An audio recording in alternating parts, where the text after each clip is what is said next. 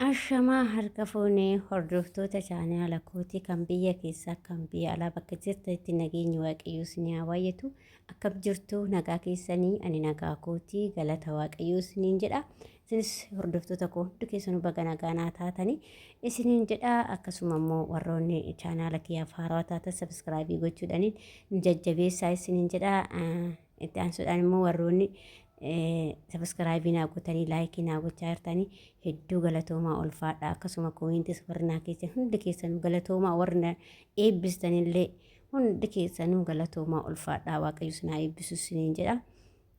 Har'a immoo maal qabattee dhuftee jechuun keessan hin oolu.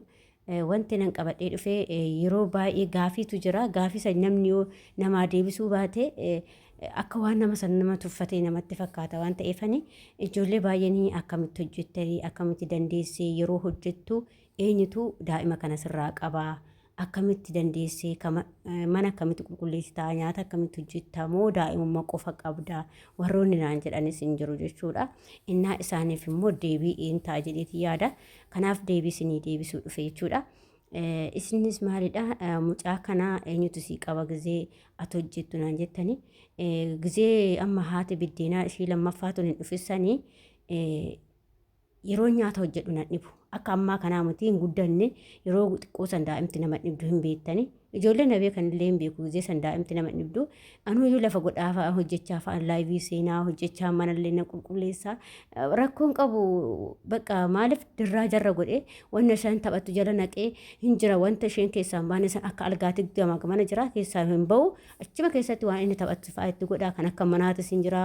Kooraa manaan kuwaasii kubbaa manaamna qinqinii kanaan qabuun beektanii miti kan akkasii saffaa jala naqee tan ushee ta'a televezyiinii fa'a banee fi bakka achi keessa waan godhe achi keessaa ba'uu hin danda'u. Yoonanni fuudhee baase malee fakkeenyaaf gizee kan lafarra kan deemu barbaanne algaa san keessaan godha algaa san keessaan ba'u achuma keessa taphataa achuma keessa bakka walumaa gadi jedha malee achuma keessa dhaabatee si ilaala waytu hojjettullee. Maaliif algaa hin deema waan ta'eef bakka nan deemu sana kana laaluu mana qulqulleessullee jechuudha. Akkasitti hojjechaa ture jechuudha. Yeroo immoo yeroo hunda hin qulqulleessu mana bakka torbee keessatti gizee lama gizee sadii akkasitti hin qulqulleessa jechuudha. Bakka irra caala yeroo isaan irraa qabu yookiin mucii namtichi yeroo lafa jiraate yeroo san inni fa'aan irraa qabe jechuudha. Ijoolleedha baay'een ijoollee nagas hunda hima qabu garuu ijoollee irra immoo namticha tukaa'oo hanga sa'aatii dheeraas qabuu danda'a waan ta'eef immoo sa'aatii. Inna ijoolleen illee immoo sin diddu. Ijoolleen dhugaa rabbi ijoolleen nama gaariidha akkuma abbaa kana jechuudha. Bakka yoo nyaata hojjedhus yeroo xiqqoo sanii duddattis nan baadha akkuma biyya keenyaa sanitti duddatti fa'a baachataniin hin beektanii. Shaarbii duddatti baadhu naafiti yennaan namtichi kafana baqasiisa bitee dhufe kafana san qo'aa yeroo biraata isinitti agarsiisa amma kilaasii keessa jira. Akka ittiin baadhu dhabee shaarbii keewwatiin baadha jechuudha yookiin shaashiidhaan baadha jechuudha daa'im. Innaa kafana haphisaa bitii ittiin baadha jennaan akkan akkasii bite jechuudha. Innaa kafanni sun akkasumatti jira jechuudha dhugaa ittiin isin baanne kafana akkana yookiin dubartoonni biyya keenyatti hojjechiifatan san jechuudha. Innaa bakka ani shaarbii kiyyaan baadha jechuudha.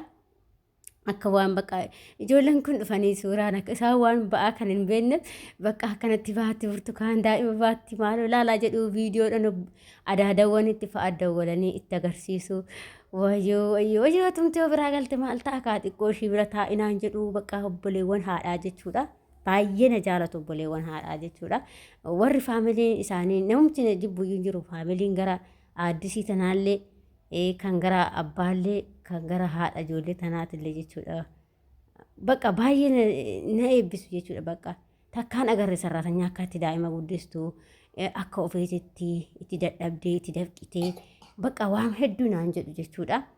Bakka mucaanis immoo ana malee sarmodoo wanni fe'atee nama takka ittiin dhaqu kaawwan mana namaallee deemne wanni fe'eduu ta'e nama takka ittiin dhaqu ana balee jechuudha. Haga har'aa kunoo guyyaa har'aa kan haga har'aa kunoo mucaan kun guyyaa takka na biraan layyaamee oduu namni akkanatti bilbilee mucaan kun na biraan dhabu. Sagalee mucaa kanaa yoo namni naa dawwalu yoo sagalee mucaa kanaa dhabe eessa raqe mucaan eessa raqe abdiisan naan jedhu ani abdiisan jedhaan isaan immoo rakaan jedhu ani abdiisan jedhaan jechuudha. Maqaan lachuu garagara qabna mucaa lachuu hin beeka jechuudha. Gaaffii tokko maal jedhaa yoo gaaffii wayii immoo gaafin tokko afaan Oromoo barsiistee naan jedhani afaan Oromoo hin beeka yaa'u sirriitti naasa'aan jiru malee hin beeka jechuudha waan anan jedhuun hundumaayyuu afaan Oromootiin irra caalatti dubbadha beektani ati maal afaan keessan hin bare namtichi afaan keessan hin barsiisin burtukaanatti afaan kee taasiftaa mucaan afaan keenya didee naan jedha namtichi jechuudha dhugaa rabbi ana afaan keenya irratti taasa'u guddisa jechuudha mucaa jechuudha anaa baratu afaan keessatti taasaa jechuudha namtichi mucaa waan jedhu nuun galu ati afaan kee barsiisaa jirtaa naan jedha abaratu ka Itoophiyaatti achittan barsiisaa iyyuu fudhadheen jedha bakka fudhadhuuti barsiise fa'anaan jedha jechuudha namtichi yaa'u kaasaan maal daa'ima namaa kennuu mitiin beektanii jaalatu inni akkasittiin jedha akkasittiin gaafin kana waan ta'eef afaan Oromoo barsiisan jira sumaan abbichis yoo viidiyoo kana dhaggeeffatte barsiisaatiin jira jechuudha inni akkasii inni biraa immoo kan amma isiniif jechaa jiru jidduudhaan waan kana fide malee akkasittan hojjechaa ture jechuudha galata waaqayyoo. Amma immoo yeroo ammaa kana immoo ergashee haadha biddeenaa tana fuudhee dhugaa rabbii na gargaarti bakka ergasii xinnoo ishee anillee boqonnaa argadhe maaliif hojjetta waan baay'eetu narraa qabame mana isheetis akkuma isin jedhe mana ofiitis isheetu qulqulleessataa kilaasii ishee kafana isaatis isuma waan ishee hunda isaa isuma godhatas na gargaarti kaa'ama daa'ima kanas yeroo nammaa yookiin mana qulqulleessu dirqama hin qabdi rabbi yoo manni bakka yookiin kushiina keessa hojjedhu ishee qaba yoo nyaata hojjedhus isheetu qaba mucaa kana bira teechee qabdee wajjin taphatti wajjin bakka maal jettee wajjin haasofti akkas goggooti jechuudha bakka yookiin immoo yoo ani qabe isheetu hojjeta. Dhugaa rabbii jechuudha baay'ee nama gaariidha isheen illee kan duraallee barsiistuudha kan ammaa immoo dura teechuu mana barumsaati jechuudha bakka hojii qabdi waan ta'eef hin deemti ganama kan dhuftu guyyaadha bakka wanti akkas nama caqacattee oduma qeessu waltee wanti seessi caqacattu bakka fixatteera hojii naan jetti bakka yoo fixattee hojii bakka kilaasii yangalaa achitti asxaaqalaa naan jetti na gaafatti yoo wahillee hojjechuu barbaadde malee akka namaa kana mirgashiiti yookiin ishiitu akkas ta'e yaa hojjettu hundumaa daa'ima isaa qabdu jettee guyyaa takka waan akkasiin irratti hojjettee hin beektu agarraa jechuudha. Akkasumatti kun wal gargaarree haga ammaa jirra jechuudha. Kana maaliif osoo jecha dhugaa rabbiin danda'ama odoo danda'eeyyuu akkam godhan daa'imti tokkichi kunuu nama lamaan dadhabne osoo nama lammata odoo nafi yaadafee da'e maal goona kaaslaa jettee osoo raatanya lama ta'e malee tokko hin danda'u daa'ima naan jetti jechuudha ishiin maaliif hin argu waan ta'eef akkaataa daa'imti daa'ima isaanii hin argu waan ta'eef jechuudha. Kanaaf nama warra yaadu jechuudha nama galatti siif yaadus akkasuma immoo waan hundumaa hin yaadu dhugaa dubbachuu fi namas dhiphisuu hin barbaadanii moobaayilii akkas caqacaquu hin barbaadanii hin haasoftaa maalidha minaamna ifatanii nyaataaf si hin cinqan bakka yoo hojjechuus baatte ciqiin qaban alaayisii fidatu wanna akkasitti si cinqanii hirrisi godhan hin jiru daa'imti ijoollee isaanillee jechuudha baay'ee ijoolleen illee dhiiraa kunneen baay'ee nama gaariidha bakka akkuma obboleewwaniiti dhugaa ijoollee nama arabaa kosiisinii gatti ijoollee hin ajajjuumee namni jajjin jiru ani ijoolleen guyyaa takka bishaan naaf jedhanii bakka ta'echitti bishaan naaf namni nyaan jedhu hin jiru saayinni namni jalaa fuudhu hin jiru nyaata hojjedhee an ofii guyyaa fuudhan geechuu fi fudhatu dhufanii qaabeetii keessa hamma ammaatti jajjabaan dargaggeessu kun jechuudha. Namoonni beekan hin beeku ijoolleen hin beekan amma na beekan laayivii irratti hin beeku ijoolleen ta'e nama wannoo hin jettu naan jedha nama gara tokkokkii naamnaa illee hin seenu waraabna gisee nyaata gisee gara ramadaanii fa'a akkatti gisee hojjedhu hojjinii hojjenna ijoollee dhiiraa tan jechuudha. Na gargaaru bakka jechuudha yeroo nyaata guurus kophaa kiyyan guuru hiqaa kophaa kiyyan guuru makiinaa keessaa namticha miqaa ofii isaatiif guura hundu keenya wajjumaa guura malee saraatanyaa qofa nama yaamun hin jaalatu inni saraatanyaa qofaan.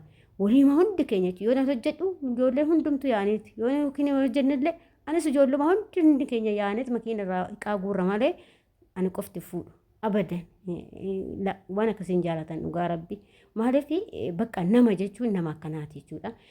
Akkasuma immoo nama waaqayyoon ofii sodaatu rabbiin ofii kan sodaatu jechuudha. Masalaata guyyaa takka of jalan dabarsine namtichi kun kana nama sagganu keessa nama gaarii akkasuma ijoollee isaallee gaarii idaa namni ijoolleen ofii akkuma abbaan guddisetti guddattiisanii akkuma abbaatu ijoolleen abbaan kun baalageeti ijoollee sanaaf hin ta'e dhugaa rabbi maali waan miidiyaa irratti bo'amaa jiru beekamu agarru sani akkamitti amma ijoolleen nuti amma ijoollee sana wajjin mana tokko immoo tokko namtichi kun nu biraa deemee nu biraa saafaree mana tokko bullee hin beekne ijoollee dhiiraa sana wanna takka ijoolleen tun akkana wal jedhanii si ilaalan bakka akkana wal jedhanii si ilaalan si wajjin taphatu akka obboleewwanii fi obboleewwan jette malee sararatanyaa dhalinaan jettu jechuudha. Bakka baay'ee nama gaarii turanii jechuudha. Walumaa galatti ijoollee isaaniillee akka abbaan guddise natti fakkaate. Sodaa waan akkasii qabu. Bakka si wajjin taphatu kosiisii gatu ganan uusiin jedhu bakka ijoolleen jajjabduun sunniin jechuudha. Yoo ajajjessi anatu ajaja malee isaan ajajanii dhugaa rabbi jechuudha. Karaa fuudhaaf daawwa hin qabaaf daa'ima hin jedhaan bakka jechuudha. Wankooyi. Kana fakkaata jechuudha waan mucaa anumatu danda'ee hojjetee agas jechuudha. Amma immoo niititu wajjumaa wal gargaarree hojjennaa jechuudha. Duraan immoo anumaa fi namtichis na gargaara akkuma isiniin jedhe bakka yoo gizee tokko tokko immoo yoo mana akka malee hunda isaan qulqulleessa jedhe gizee timirtiin hin jirran immoo obboleettii namtichaa bira geesse akkasitti mutu godhee qulqulleeffadha. Yoo ijoolleen immoo timirtii deemte jechuudha. Gizee namni hin jirre das nama jedhama qulqulleessu waan ta'eef akkasii isiniin jedhe obboloota koo akkasitti nu guddise mucaa kanaa galata waaqayyo hundumaafuyyuu gaarii hojjechuun ofumaan malee namaa fi miti ani isaanii fi miti yookiin immoo aramitu naa jajjuu fi miti akkuma isiniin jedhe adaraadha. Adaraa du'aati. Du'aan adaraa namatti kenne hin ulfaatti ijoollee du'aan hin ulfaata rabbinaa nyaatu dhugaa kan akka adaraa du'aa ulfaatu takka hin jiru maaliif giddiit irraa daa'ima kanarraa ishii uufe malee jaalatteeti miti waan ta'eef dirqamaa jechuudha. Kun gochuun immoo galaa isa boruuti. Gaarummaa keeti boru namarraa himati kan eeggattu waaqayyoo irraa sii kaffalama waan ati goote kun fuula waaqayyoo duratti wanta qabattee deemtu wanta addunyaa kanarraa qabattee deemtu gaarii yoo hojjette waan gaarii san qabattee deemta. Qabeenya hoo ganneetuma biraa deemne jechuudha. Kanaafin hundumaa isaa itti dadhabee kun har'a amma sa'aatii kana halkan keessa akka Itoophiyaa sa'aatii 11 jechuudha akka Itoophiyaatti kun gammaatti taa'anya mucaa wajjin taa'a jechuudha. Rafuu didee taa'anya jechuudha. Hundi isaanii ijoollee bichaa jira malee kun warra rafee jira kun kan rafee kun kan taa'in ta'a. Inna akka sanis isiniin jedha obboloota koo riikaardii isinitti guddisee nagaataa fayyaataa koomentii irratti yaada qabdan barreessuun dagatina aga viidiyoo biraatuutti.